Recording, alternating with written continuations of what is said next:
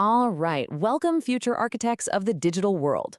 Today we're diving into something that feels a lot like modern-day alchemy. Seriously, forget turning lead into gold, we're talking about turning pure ideas into the interactive, intelligent systems that are literally building the future. This is your guide to becoming a full-stack alchemist. And this is really the core question, isn't it? You're here because you've got that spark. You have the raw materials, the logic, the creativity, and that drive to build something new.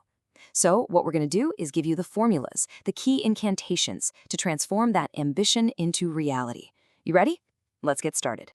Every great alchemist has to start by mastering the basics, the fundamental elements. And in our world, that's not earth, air, fire, and water. Nope, it's the languages and protocols that make up the very fabric of the web. This is where your journey truly begins. So first up, JavaScript. Think of it as the spark of life for your creations. It's the energy you channel to make things actually happen on a screen. HTML gives you the skeleton, CSS gives it the look, but JavaScript, that's what makes it all feel alive and interactive. And mastering asynchronous JavaScript, which is basically just the art of making your app do multiple things at once without freezing up, well, that's absolutely crucial. Now, this slide here represents a really fundamental choice in your practice. Are you going to go the pure JavaScript route with its dynamic typing, it's super flexible, you can prototype things really fast? Or do you choose the path of TypeScript? It's what we call a superset of JavaScript that adds static typing. It's way stricter, but it catches your mistakes before the code even runs, which, let me tell you, is a total lifesaver on big, complex projects. Your creations, they can't just exist in a vacuum, right? They need to communicate with the outside world. And that's where the API comes in. It's like a universal translator, this magical messenger that lets your web app talk to a database or a mobile app or some other service out there. It's basically the set of rules that lets different pieces of software share information and work together without a hitch. Okay, so once you've mastered the basic elements, you can start combining them into really complex structures. This is where you graduate from casting simple spells to, well, forging entire systems. We're moving from single, massive creations to entire networks of intelligent, interconnected digital realms. And this right here illustrates a huge architectural decision. Do you build a monolith? Think of it like a single, massive fortress where everything is connected. It's often simpler to get started, but man, it can become a beast to maintain and scale up. Or do you build with microservices, more like a city of smaller, independent towers, each with its own job? This is how giants like Netflix work. They're streaming, their recommendations, their billing. They're all separate towers that just talk to each other. It makes them incredibly scalable and lets different teams work on different parts without breaking the whole thing. So, you've built your masterpiece, but how do you make sure it works everywhere and not just on your own machine? The answer is containerization. Using a tool like Docker, you basically seal your application and everything it needs, all the libraries, the settings, you name it, into this perfect self-contained package.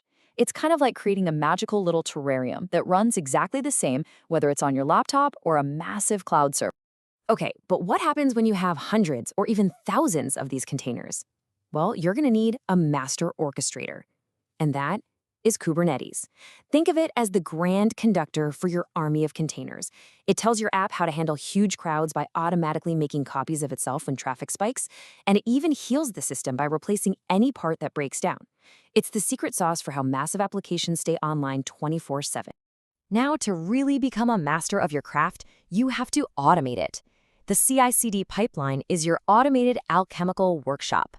Every single time you make a change to the code, this assembly line just kicks into gear. It builds the project, runs a whole bunch of tests to check for any flaws, and if everything looks good, it deploys the new version automatically. This whole process is key for speed, quality, and reliability. And this is the highest form of digital alchemy, breathing actual intelligence into your work.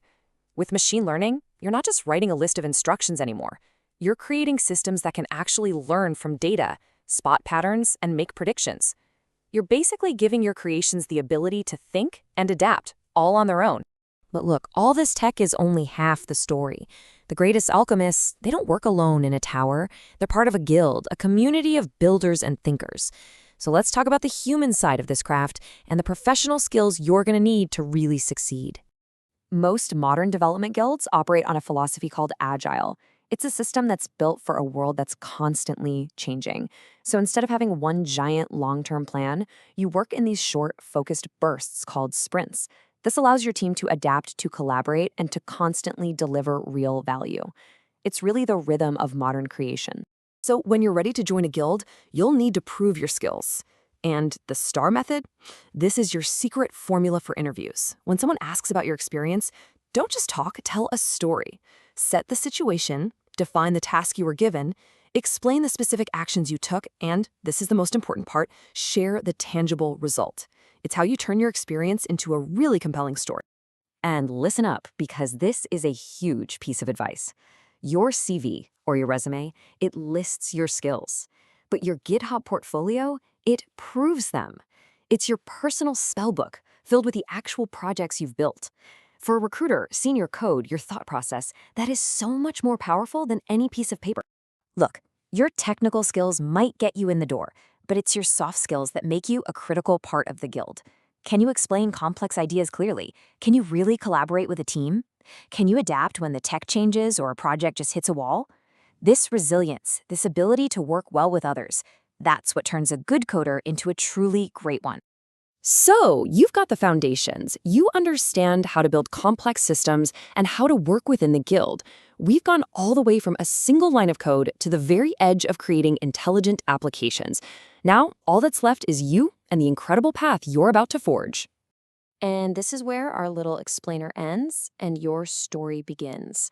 The tools for creation have never, ever been more powerful or more accessible. You have the knowledge, you've got the ambition. The future isn't something that just happens, it's something that gets built. So the only question left is, what will you create?